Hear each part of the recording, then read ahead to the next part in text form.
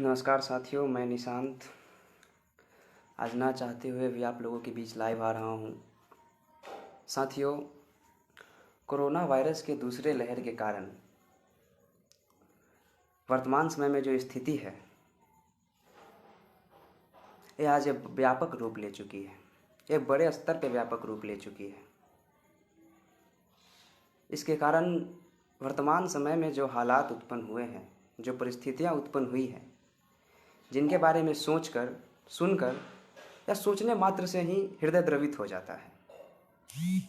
एक ओर जहां लोग कोरोना वायरस के दूसरे लहर के मारे मर रहे हैं, वहीं दूसरी ओर सरकार का, सिस्टम का इन लोगों के प्रति रवैया कुछ ठीक नहीं है।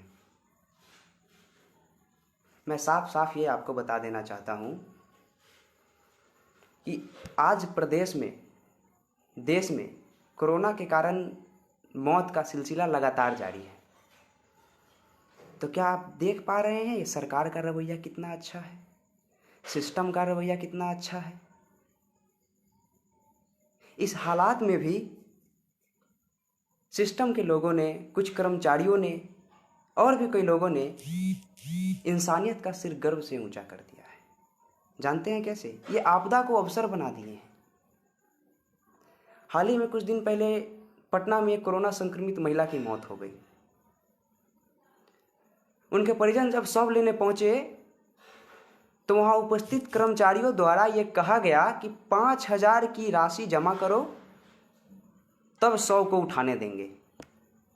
आंख में आंसू और मां के बच जाने का उम्मीद लिए उसका नौजवान बेटा वहां के कर्मचारियों के पैर पकड़ के गिड़गिड़ाता रहा। लेकिन इंसानियत वहां पे शर्मसार हुई। उनसे 5,000 मांग की गई और ये कहा गया कि जब तक 5,000 की राशि जमा नहीं की जाएगी तब तक शव नहीं उठने देंगे। और ऐसी एक घटना नहीं है, प्रदेश में हृदय को दहला देने वाली, हृदय द्रवित कर देने वाली ऐसी घटना हर रोज घटती है। नासिक की बात करें, 2 दिन पहले अचानक ही वहां पे ऑक्सीजन लीक हो गया। सबके सब दम तोड़ने लगे। एक परिवार के 3 लोग एक साथ मरे।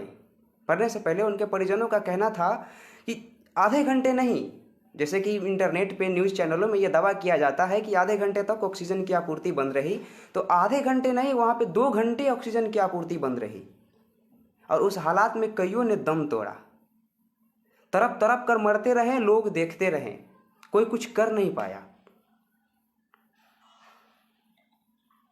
प्रदेश में हालत ये तो नॉर्मल बात है कि हर रोज़ ये घटना घटती है। ऑक्सीजन की आपूर्ति नहीं है, कहीं बेड खाली नहीं है, वेंटिलेटर खाली नहीं है।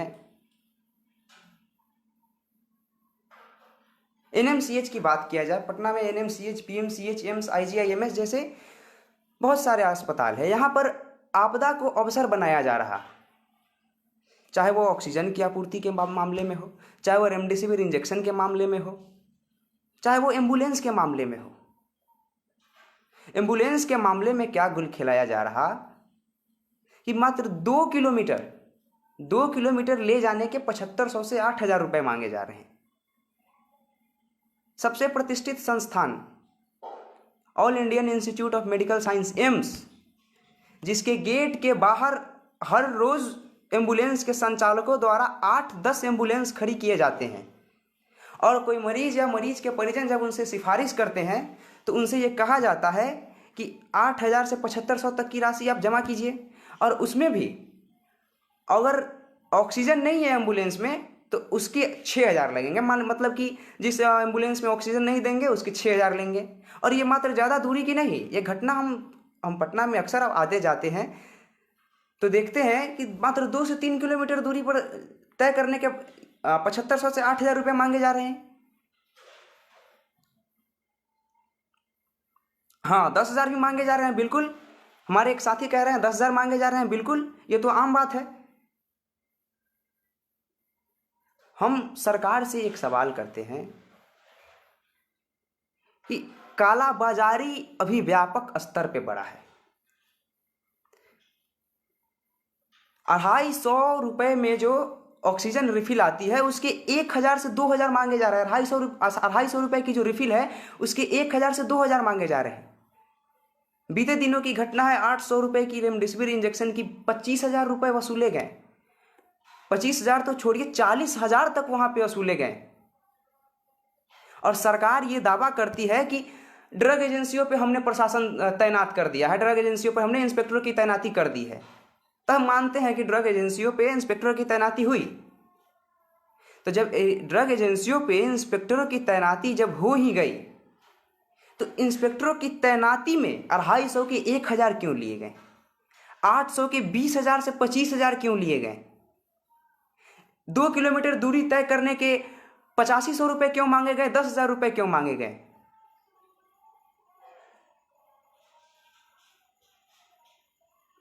एनएमसीएच में जो प्रशासन तैनात है, आईजीआईएमएस में जो प्रशासन तैनात है, पटना एम्स में जो प्रशासन तैनात है, ये खुद आजकल गीदड़ बन चुके हैं। इनसे अगर कोई मदद मांगने जाती है, मरीज या कोई मरीज के परिजन इनसे अपनी कोई परेशानी बताकर या कोई मदद मांगने जाती है, तो ये क्या करते हैं? डांट डपट के उल्टे भगा देते हैं। NMCH, Nalanda medical college hospital, हम सरकार से यह दरखास्त करते हैं कि इस हॉस्पिटल को आप बंद कर दीजिए। ये हर वक्त अपने हाथ में मौत का फरमान लिए घूमता है। हम एनएमसीएच से सवाल करते हैं, परसों जो कईयों की मौत हो गई कोरोना संक्रमण से, उन कईयों में से मात्र 5 के लिए, हम ये 5 के लिए सवाल करते हैं, उन 5 मौतों के लिए उनकी आरटी-पीसीआर रिपोर्ट कहाँ है? आरटी-पीसीआर रिपोर्ट, जिससे कोविड टेस्ट के बारे में पता चलता है कि मरीज पॉजिटिव है या निगेटिव है। आरटी-पीसीआर रिपोर्ट के अभाव में ये कैसे घोषित किया गया कि हाँ वो कोरोना संक्रमण से ही मरे हैं? हम उनके आरटी-पीसीआर रिपोर्ट की मांग करते हैं। एनएमसीएच क्या क्या गुल खिलाता है, इससे हर कोई वाकिफ है, कहीं ये छुपा नहीं है। वहां वार्ड बॉय के द्वारा 4,000 से 5,000 मांगे जाते हैं सिर्फ एडमिट करने के नाम पे। क्या इंसानियत का स्तर इतना नीचे गिर गया है? वार्ड बॉय के द्वारा सिर्फ एडमिट करने के नाम पे 4,000 से 5,000 वसूले जाते हैं। एनएमसीएच में सरकार से हम दरखास्त करते हैं वहां पे ताला लगाया जाए। एक तरफ पारस लूट का सबसे बड़ा हॉस्पिटल, बिहार भर में लूट का सबसे बड़ा जगह हुआ है पारस हॉस्पिटल, उसके बाद ये एनएमसीएच और पीएमसीएच कौन सा बड़ा गाजर दूध का धोया हुआ अस्पताल है? पीएमसीएच में क्या हुआ कि पिछले वर्ष जब कोरोना व्यापक स्तर पर थी, तो वहां पे क्या किया गया कि प्रदेश का सबसे पहला आइसोलेशन वार्ड उसे बनाया गया, जिसमें 50 बेड की सुविधा दी गई, वेंटिलेटर की सुविधा दी गई, ऑक्सीजन पाइप लगाया गया, यहां तक कि टीवी, फ्रिज और एसी भी लगाया गया। और जब जरूरत पड़ी तो आज सभी गायब है। जरूरत पड़ने पे ऑक्सीजन का पाइप गायब है, 50 बेड गायब है, वेंटिलेटर गायब है। हम मानते हैं कि वर्तमान समय में पीएमसीएच में 105 कोविड बेड है, एम्स में 189 कोविड बेड उपलब्ध हैं, एनएमसीएच में 169 कोविड बेड उपलब्ध है, पीएमसीएच में 80 आईसीयू उपलब्ध हैं। पर ये किस काम के हैं? ये किस काम के हैं जब ये किसी के काम ही नहीं आते? मरीजों के द्वारा वहां पे जाने पे कहा जाता है कि बेड खाली नहीं है, वेंटिलेटर खाली। मरीजों को यह कहा जाता है कि वेंटिलेटर खाली नहीं है, कि बिजली की वायरिंग नहीं हुई तो वेंटिलेटर नहीं चल रहा। 105 बेड थी, सब पे मरीज भरे हुए हैं, और जाके वहां पर अगर देखा जाए तो 105 में से सही से 70-80 बेड भी नहीं भरे होते हैं। और कहा जाता है कि 105 के 105 बढ़ गए, 80 के 80 आईसीयू फुल है, कहीं कोई सुविधा नहीं है। ऑक्सीजन की आपूर्ति के अभाव में ऑक्सीजन नहीं है, पीएमसीएच में ऑक्सीजन नहीं है। प्रदेश का सबसे प्रतिष्ठित संस्थान all Indian institute of medical science में ऑक्सीजन नहीं है। ये उल्टा पाठ किसे पढ़ाया जाता है? स्वास्थ्य मंत्री मंगल पांडे, ये मंगल पांडे नहीं, यह मंगल पांडे है। पता नहीं बिहार सरकार में कैसे बैल बुद्धुओं को मंत्री बना देता है।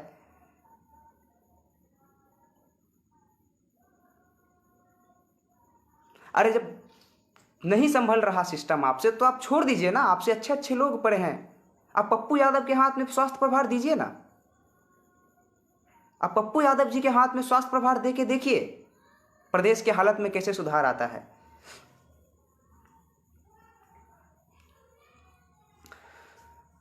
यहाँ पे डॉक्टरों का रवैया भी कुछ उतना अच्छा नहीं है मरीजों के प्रति।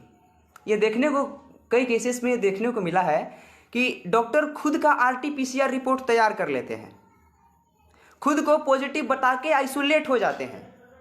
जब वो खुद का झूठा आरटीपीसीआर रिपोर्ट बना के खुद को पॉजिटिव बता के आइसोलेट हो जाएंगे तो मरीजों को भला कौन देखेगा। जिस डॉक्टर में हम भगवान का रूप देखते हैं, जिस डॉक्टर को हम दूसरा भगवान मानते हैं, आज वही डॉक्टर खुद को कोरोना पॉजिटिव बता के झूठा आरटीपीसीआर रिपोर्ट बना के आइसोलेट हो जा रहा। जहां मानवता की बात आई वहां दानवता दिखा दिया आपने। हाल ही में कई डॉक्टरों का संपर्क सूत्र मोबाइल नंबर जारी किया गया था और ये घोषणा की गई थी कि 24 घंटे 7 दिन डॉक्टर इस पे उपलब्ध हैं। आप जब चाहे कॉल करके सलाह ले सकते हैं, कोई सहायता ले सकते हैं।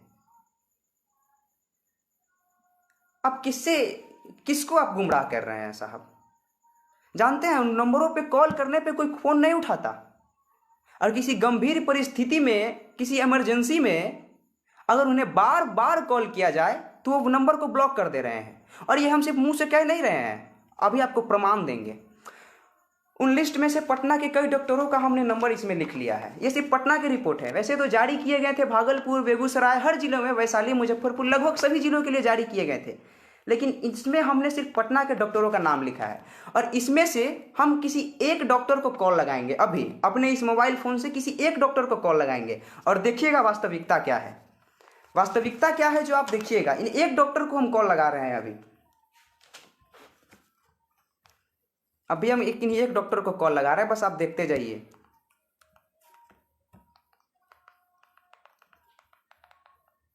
ध्यान से सुनिएगा क्या बताया जा रहा। या तो मेरा नंबर ब्लैकलिस्ट में ही डाला होगा, क्योंकि हम बराबर कॉल करते रहते हैं, मेरे पास बराबर मदद के लिए कॉल आते हैं। तो हम लगभग पटना के सभी डॉक्टरों से मेरी बातचीत होती है। ये नंबर हम लगा रहे हैं, देखिए ये नंबर क्या बोल।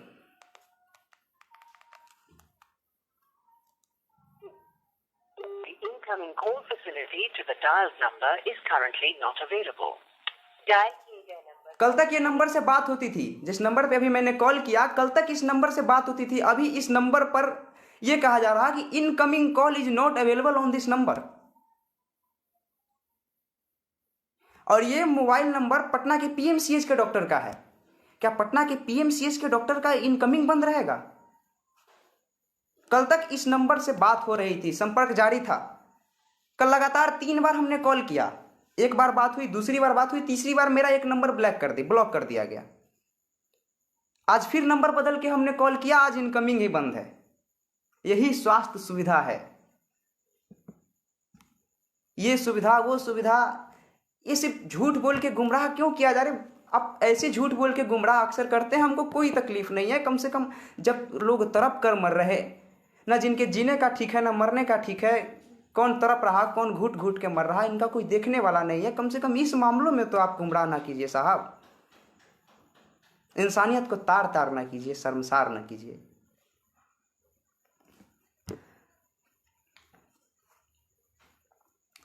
वर्तमान समय में समस्त बिहार में, समूचे प्रदेश में कोविड संक्रमणों से जो लगातार मौतें हो रही हैं और जो मरीजे हैं, सभी नेताओं में एक ही नेता सामने है अभी, और वो नेता है पप्पू यादव। वही पप्पू यादव जो 2019 के त्रासदी में पटना में दिन रात 24 घंटा अपने साथियों के साथ खाना पहुंचाता था। वही पप्पू यादव जो 2020 के कोरोना महामारी में मसीहा बनकर सामने आया। वही पप्पू यादव 2021 के कोरोना के दूसरी लहर में आज फिर आपके सामने है। पप्पू यादव कड़कती धूप में सरकार का हर एक कर्मचारी, सरकार का हर एक मंत्री, सरकार का हर एक विधायक, सत्ताधारी दल का हर एक सांसद, हर एक नेता जो एसी का हवा रूम में खाता है, फ्रिज का पानी पीता है, मलाई लेता है, मलाई खाता है, उसी धूप में, कड़कती धूप में आदरणीय पूर्व सांसद पप्पू यादव निकलकर लोगों की मदद करते हैं। वो हर दिन किसी न किसी अस्पताल में जाके जायजा लेते हैं। आज 3 अस्पताल, 4 अस्पताल में गए, वो एनएमसीएच में गए, पीएमसीएच में गए, ईएसआईसी में गए, नेताजी सुभाष चंद्र बोस अस्पताल में गए। हर जगह जाकर वो जायजा लेते हैं। जायजा में क्या सामने आता है? ये जो ह्यूमन चेन तोड़ने की बात किया जाता है, ह्यूमन चेन तोड़ने की जो बात किया जाता है, वहां पे जाके आप देखिए तो सुपरिटेंडेंट और कर्मचारी वो जो कहते हैं ना गिट्टा गिट्टी खेलना गांव में, उसे साथ बैठ के हंसी मजाक करते नजर आ जाते हैं। और बाहर खबर क्या फैलाता है? ह्यूमन चेन, 2 गज की दूरी, मास्क है जरूरी। मास्क तो हमने भी लगा रखा है। तो यही जो आप ज्ञान बांटते फिरते हैं, ये ज्ञान आप अंदर क्या करते हैं या किससे छुपाते हैं आप? पप्पू यादव जो हर समय हर संभव उनके कार्यालय पे तांता लगा हुआ रहता है मदद पाने वालों का, वो हर किसी का मदद करते हैं। आज ही वो ईएसआईसी में गए थे, कोविड बेड के नाम पे ऐसे ही कोविड बेड लगाया हुआ था, उस पर मरीज भी पड़े हुए थे। पता चला कि डॉक्टर कहाँ है? डॉक्टर छुट्टी पे है, डॉक्टर अपने केबिन में नहीं है। एक कर्मचारी तक उनसे कोई कुछ पूछने नहीं आता। इंसानियत इतनी शर्मसार हो गई है कि जिन मरीजों की मौत कोरोना से नहीं हो रही है, उन मरीजों के शव के आसपास भी कोई भटकना नहीं चाहता। जो कोरोना से मर भी नहीं रहे, उनके शवों को हाथ लगाने वाला कोई नहीं। एनएमसीएच में आज फिर 16 की मौत हुई। 16 नहीं, 21 की मौतें हुई। उसमें 5 महिलाओं की मौत हुई और 16 पुरुष थे। खैर एनएमसीएच में तो यह आम बात है। वो तो हमेशा अपने हाथ में एक मौत का फरमान लिए घूमता है। कहाँ? मौत मौत, आरटीपीसीआर रिपोर्ट मौत, आरटीपीसीआर रिपोर्ट मौत।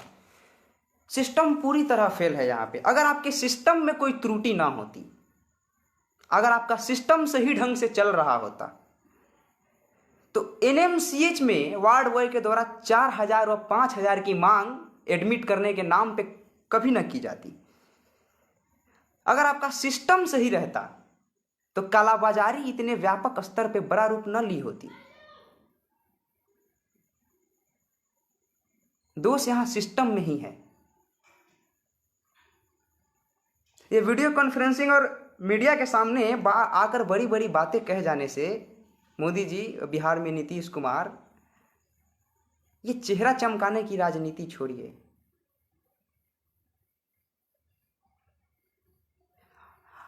आपको कब एहसास होगा? आपको एहसास होगा तो कैसे होगा? मरीजों का दर्द क्या है?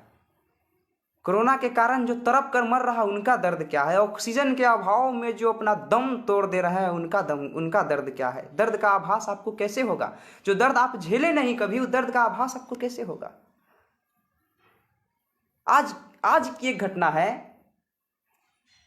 टेम्पू में एम्बुलेंस नहीं, एम्बुलेंस के क्या हालात थे वो तो मैं अभी बता ही चुका हूं। थोड़ी दूरी पर जाने के लिए 8000, 5000, 7500 मांगे जाते हैं। तो आज टेम्पू में एक औरत अपने पति को लेकर इधर उधर भटकती रही। अस्पताल के परिसर में वो चक्कर काटती रही, ऑक्सीजन उनको नहीं मिला। वो अपने मुंह के सांस से अपने पति को, अपने मांग के सिंदूर को बचा लेना चाहती थी, पर वो अपने इस प्रयास में वो असफल रही। वो अपने मांग के सिंदूर नहीं बचा पाई। सिस्टम की लापरवाही के कारण न जाने कितने भाई बहनों के भाई बिछड़ जाते हैं, खो जाते हैं, अपने जान से हाथ धो बैठते हैं। कितने मांगों का सिंदूर उजड़ जाता है, कितने मां की गोदे सुनी हो जाती है। जब बात खुद पे जब तक नहीं आएगी ना, तब तक किसी को कुछ समझ में नहीं आने वाला है।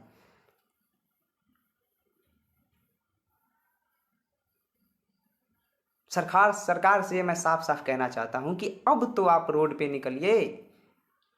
75 विधायक लेके झोला नहीं बजाना है, झाल नहीं बजाना है। यहाँ सरकार में बैठ के झाल नहीं बजाना है, मुख्यमंत्री का ठप्पा लेके झाल नहीं बजाना है, प्रधानमंत्री बन के हो करने से फिर कुछ नहीं होगा। आप सड़क पे उतरिए। आपको सदन में क्यों पहुंचाया गया है? आपको कुर्सी पे क्यों बैठाया गया है? बड़ी बड़ी बातें बनाने के लिए।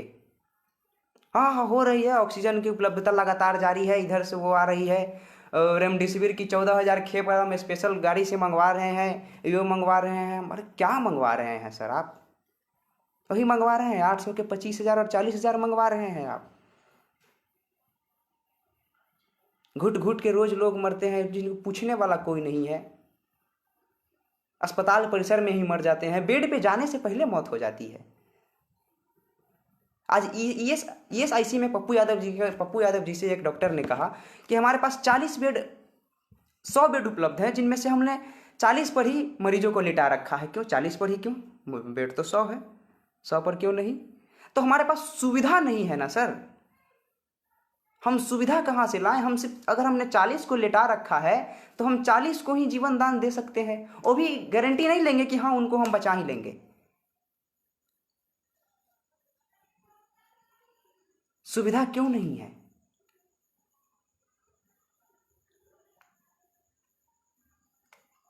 आज सरकार को पप्पू यादव जी से सीखने की जरूरत है।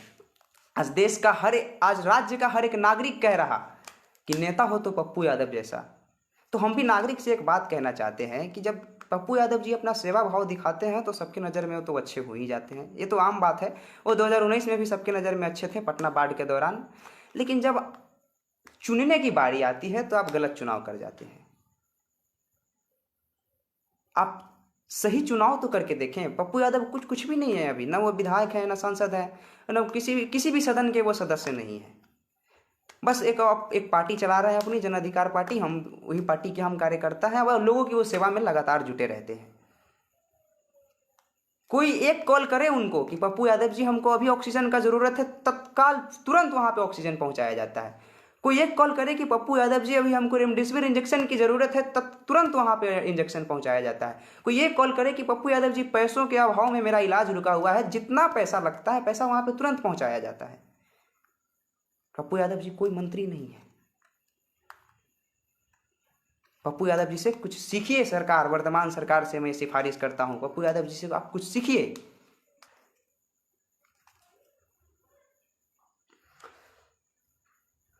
रमेश दिवाकर, ये नाम अभी चर्चा में है। रमेश दिवाकर बीजेपी के MLA हैं, जिनकी मौत कोरोना संक्रमण के कारण हो गई। कानपुर में उनको भर्ती किया गया तो उनको ऑक्सीजन उपलब्ध नहीं हो पाई। फिर कानपुर से दिल्ली ले जाया गया, दिल्ली वहां भी उनको ऑक्सीजन उपलब्ध नहीं हो पाई।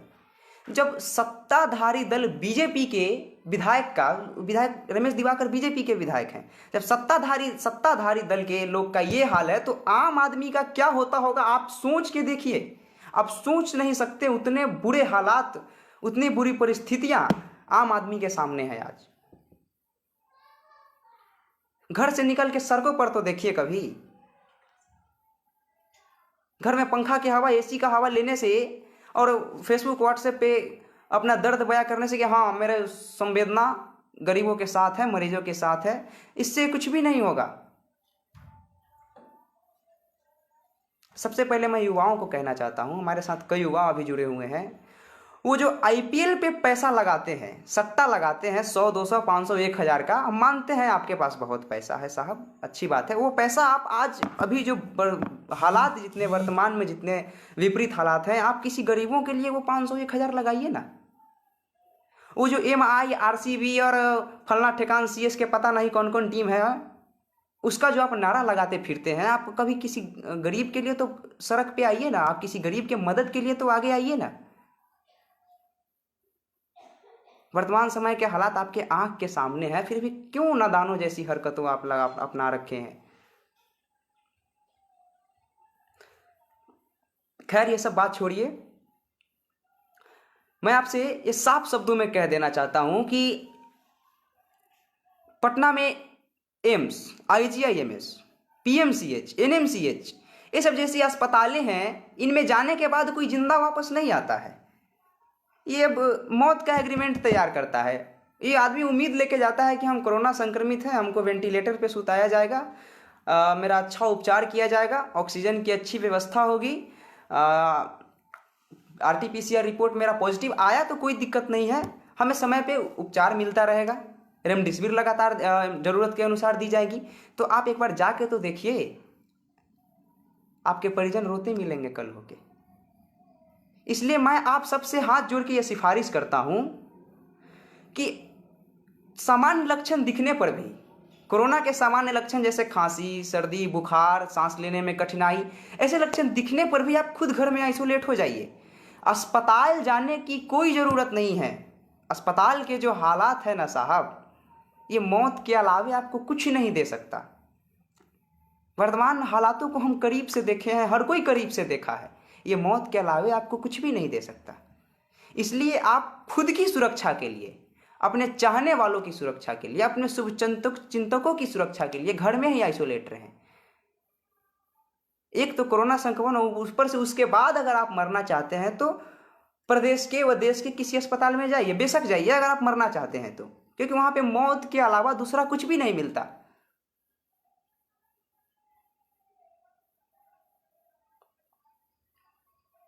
इसलिए घर में रहें, सुरक्षित रहें। 1 मिनट रुकिएगा। और आप लोगों से ये निवेदन है, हर कोई, जितने लोग हमारे साथ जुड़े हुए हैं या फिर और जो आगे जुड़ेंगे, आप लोग किसी जरूरतमंदों के मदद के लिए आगे आइए, कि आप लोगों की ज़रूरत है यहाँ पे, आप लोगों की मदद के लिए आपकी ज़रूरत है। आप उतरेंगे, आप अपना हाथ एक आगे तो बढ़ा के तो देखिए, आप एक किसी की मदद तो करके देखिए। इसलिए आप लोगों से निवेदन है कि मदद के लिए ज़रूर आगे आएं, खुद सुरक्षित रहें, अपने चाहने वालों को भी सुरक्षित रखें, और नगर प्रदेश व देश के किसी अस्पताल में तो आप गलती से भी ना जाएं। यही आपसे हमारी नम्र निवेदन है। इसके साथ हम अपने बात को ख़त्म करते हैं। सेफ रहिए, सुरक्षित रहिए। जय हिंद।